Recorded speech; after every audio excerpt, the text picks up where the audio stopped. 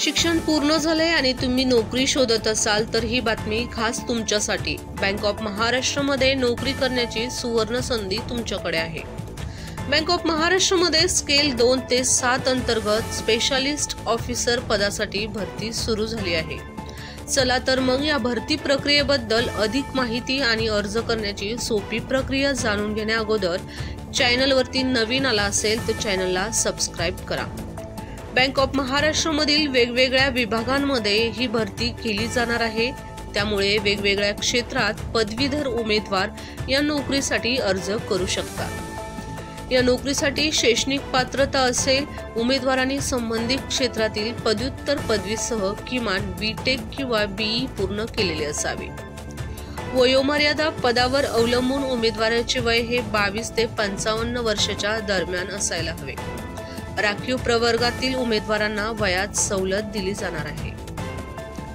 अर्ज शुल्क सामान्यांसाठी EWC OBC श्रेणींसाठी अर्ज शुल्क 1180 रुपये असणार आहे, तर एससी एसटी पीडब्ल्यूडी श्रेणींसाठी अर्ज शुल्क 118 रुपये प्लस 18% जीएसटी असणार आहे।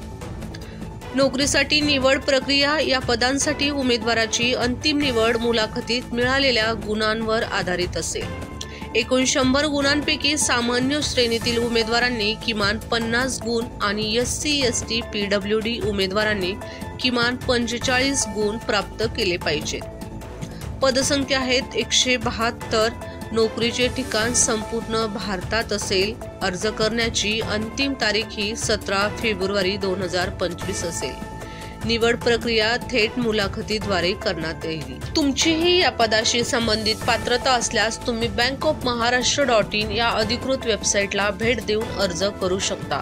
या पदासाठी अर्ज प्रक्रिया सुरू झाली आहे।